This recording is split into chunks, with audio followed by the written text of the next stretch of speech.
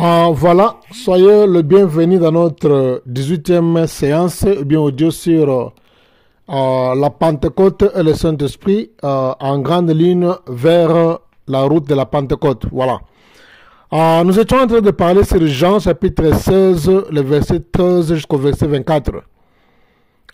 Ici, ça définit le rôle du Saint-Esprit dans notre vie. C'est le Seigneur qui parle lui-même, c'est lui-même qui parle, pas les apôtres. Il dit quand le Consolateur sera venu, l'Esprit de vérité, il vous conduira dans toute la vérité. Nous sommes en train de parler sur le rôle du Saint-Esprit dans l'Église et dans notre vie aussi. Il ne parlera pas de lui-même. Écoute une chose, ici, mettons un peu un virgule. On dit, il ne parlera pas aussi de lui-même. Est-ce que le Saint-Esprit n'a pas une histoire? Est-ce que le Saint-Esprit n'a pas de profondeur? Il n'a pas les œuvres. Il a fait de grandes choses. En fait, le monde a été créé, l'univers a été créé par la puissance du Saint-Esprit. Mais, curieusement, le Seigneur dit, quand il viendra, il ne parlera pas de lui-même. Il dira tout ce qu'il aura entendu et il vous annoncera les choses à venir. Il me glorifiera, comme je le disais. Il est allé plus loin jusqu'à dire que non, le Saint-Esprit va le glorifier. Il ne va pas se glorifier lui-même, mais il va glorifier le Seigneur Jésus-Christ. Parce qu'il prendra ce qui est en moi et vous l'annoncera. Ici, c'est un problème qui est doctrinal. Les gens qui ont la connaissance de la parole de Dieu, vous allez voir qu'ici, le Seigneur est en train de mettre l'accent sur le salut. Il met l'accent sur le salut. Donc, pour dire qu'il n'y a qu'un seul chemin. Dieu n'a qu'une seule voie pour sauver le monde. La voie, c'est à travers le Fils. Ne voulez pas que le Fils, le Saint-Esprit, vienne avec un autre message. Le Saint-Esprit est venu avec le message que Dieu a scellé dans le Seigneur Jésus, dans le Fils. Et le Saint-Esprit vient avec le même message et au lieu de se glorifier, il va glorifier que Jésus, il va enseigner, il va parler tout autour de Jésus, puisque le salut est concentré qu'à une seule personne. Voilà. Non, j'ai vraiment aimé, j'aime ce passage ici de Jean chapitre 16, le verset 14. Vraiment, j'ai eu un grand plaisir quand j'ai lu Jean 16, 13 à 14. De la manière dont on est en train de définir, le Seigneur parle sur le rôle du Saint-Esprit dans l'Église. Il dit que non, il viendra me glorifier. Il ne va pas parler de lui-même, mais il a une histoire. Il a une histoire. Il a un calendrier, le Saint-Esprit. Il a un bilan. Mais il ne va pas, il va ignorer son bilan, il va ignorer ses œuvres, il va ignorer tout ce qu'il a fait. Il va glorifier le nom de Jésus. Il va parler que de Jésus. Il va prendre les choses que le Seigneur va annoncer. Il va commencer à annoncer, à transmettre aux disciples. Le Père parle du Fils, le Saint-Esprit parle du Fils, et le Fils, il parle de lui-même. Donc vous allez voir que le salut est concentré à un seul nom. Donc si vraiment il n'y a pas un autre nom, il n'y a pas un autre nom. Donc ça nous montre clairement l'image du plan de la rédemption qui est tout autour d'une seule personne, Jésus. Jean chapitre 14, le verset 25 à 26. Jean 14, 25 à 26. Je vous ai dit ces choses pendant que je demeure avec vous. Mais le Consolateur, l'Esprit Saint, que le Père enverra à mon nom, vous enseignera toutes choses et vous rappellera tout ce que je vous ai dit. Ici, c'est aussi, il y a une profondeur. La profondeur, c'est quoi? La première profondeur, d'abord, on dit le Consolateur, l'Esprit Saint, que le Père enverra à mon nom. On dit le Père enverra pas son nom, le Père enverra à mon nom. Écoutez bien. Comme je dis, le plan de la rédemption est bâti autour d'un seul nom. Pas au nom du Père, pas au nom du Saint-Esprit, mais au nom de Jésus. La Bible dit le Père va envoyer le Saint-Esprit. Mais il ne va pas envoyer à son nom. Il ne va pas envoyer au nom du Saint-Esprit. Il va vous envoyer le Saint-Esprit, mais il va envoyer le Saint-Esprit à mon nom. Pour dire que l'œuvre de la rédemption est bâtie tout autour d'un seul nom, le nom de Jésus.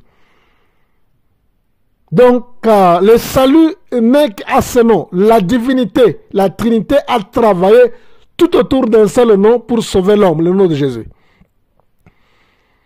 La Bible dit, consultez l'Esprit des Saints que le Père enverra en mon nom, vous enseignera toutes choses. Le Saint-Esprit viendra nous enseigner toutes choses, c'est ça son rôle. Son rôle aussi, c'est pour nous enseigner. Il nous enseigne. De la manière où je parle, c'est l'Esprit de Dieu qui m'inspire, il m'enseigne. Il y a des fois, on peut préparer le message sur le papier. Tu te présentes devant les gens pour prêcher la parole de Dieu. Donc, ce n'est pas nécessairement ce qui est sur le papier qu'on doit prêcher.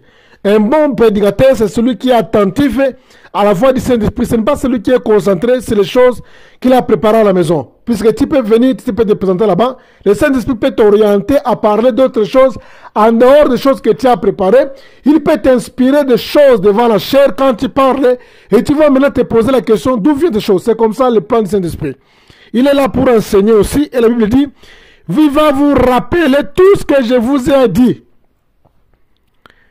Je répète ça, il va vous rappeler tout ce que je vous ai dit. Pendant les 3 ans que le Seigneur est resté avec les disciples,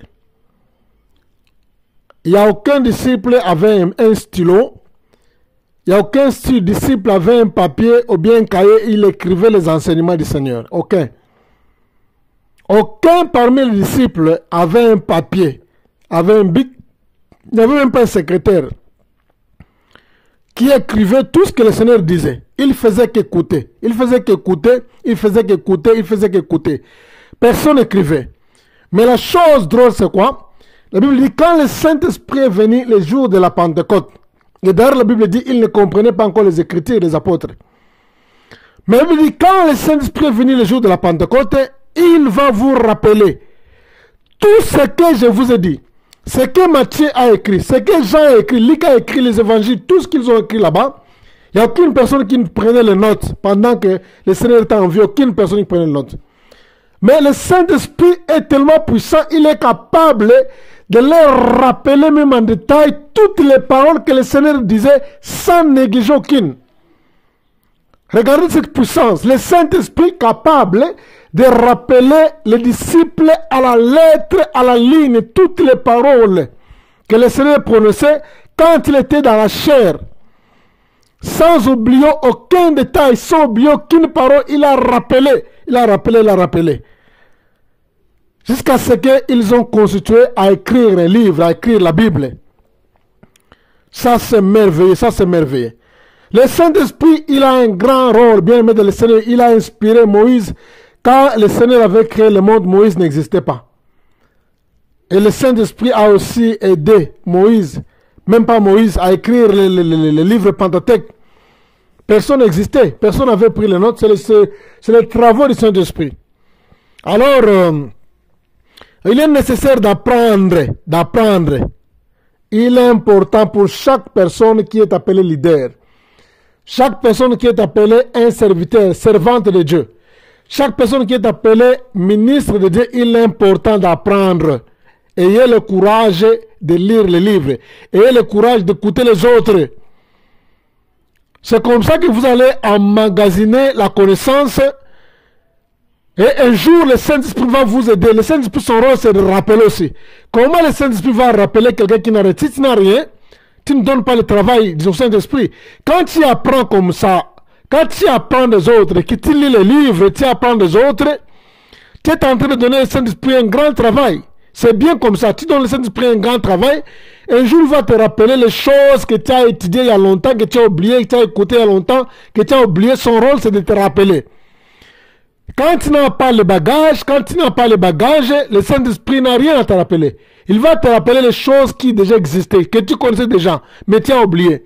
Mais si tu n'as rien, alors sur quelle base que le Saint-Esprit va te rappeler? Le Saint-Esprit n'a pas seulement le rôle d'enseigner, mais il a aussi le rôle de rappeler quelqu'un sur le bagage qu'il avait au préalable. Les disciples avaient le bagage que le Seigneur les enseignait pendant sa vie dans la chair.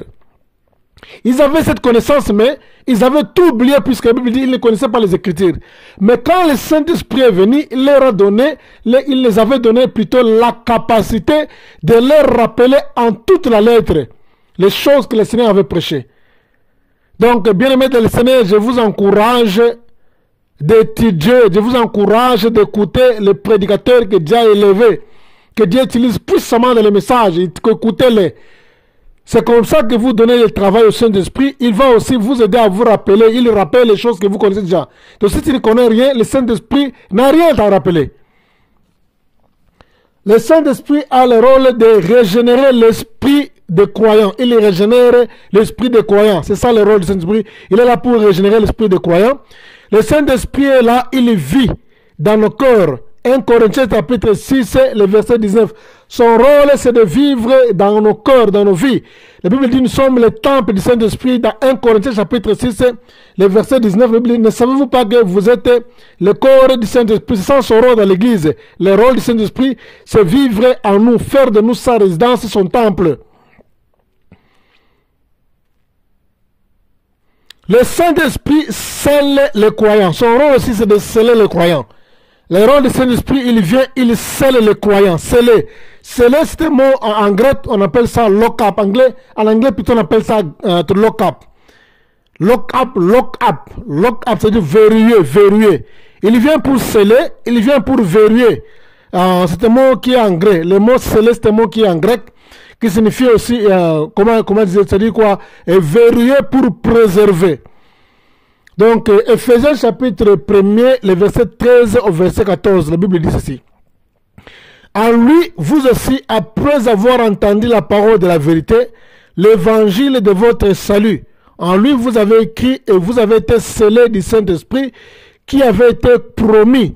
Vous voyez, donc, le Saint-Esprit qui avait été promis, il est venu, il vous a scellé. Dieu vous a scellé du Saint-Esprit. Son rôle, c'est de vous verrouiller et vous préserver. Il vient sceller comme on scelle l'alliance de mariage. Le jour du mariage, quand il met la bague à une femme, tu es en train de sceller cette femme. Cette femme, désormais, elle t'appartient. Quand la femme aussi prend l'alliance, il serre sur les doigts d'un homme. Donc, il est en train de verrouiller. Il est en train de préserver cet homme. Il est en train de sceller. Donc, désormais, cet homme appartient à cette femme. Et la femme appartient à l'homme. Les deux sont verrouillés. C'est comme ça. Quand le Saint-Esprit vient nous sceller, comme décrit dans Ephésiens chapitre 13, le verset 14, quand il vient nous sceller, il est en train de nous verrouiller pour nous préserver. Et on appelle aussi, c'est le prix de l'adoption. Il est là pour adopter les croyants. Dans Timothée, chapitre 2, le verset 19 au verset 21. Le Saint-Esprit a son rôle aussi de nous adopter. Adopter. Donc là, je pense bien, la Bible parle même, nous étions comment dire, on nous a hantés comme la vigne, on hante la vigne sauvage à la ville sainte. Voilà un peu ça. Le Saint-Esprit aussi a le rôle de nous remplir les croyants. Actes des Apôtres, chapitre 2, le verset 4, ils étaient remplis du Saint-Esprit. Le Saint-Esprit, c'est l'auteur des Écritures. Le Saint-Esprit, c'est l'auteur, je dis bien, c'est l'auteur des Écritures. 2 Pierre, chapitre 1er, le verset 20 au verset 21, la Bible dit, l'Écriture ne peut jamais être une interprétation particulière poussée par l'Esprit que les hommes ont parlé de la part de Dieu. 1 Corinthiens 2, 9 à 14. 1 Corinthiens 2, 9 à 14. C'est-à-dire quoi? L'écriture ne peut jamais être une interprétation particulière. Et on dit c'est poussé par le Saint-Esprit que les hommes ont parlé de la part de Dieu. Qui signifie que le Saint-Esprit est l'auteur des Écritures. Même tout ce que Moïse a écrit, il n'a pas existé à la création, mais il était capable de nous démontrer en détail ce qui avait existé lors de la création. Donc ça donne l'image, les œuvres du Saint-Esprit dans l'Église au bien de notre vie. Il est aussi l'auteur de la Bible que nous possédons. C'est le Saint-Esprit qui est l'auteur. Comme dans chaque livre, on écrit l'auteur, c'est un tel. Donc l'auteur de la Bible, c'est le Saint-Esprit de Dieu lui-même. Voilà, on arrête ici, nous allons continuer la suite.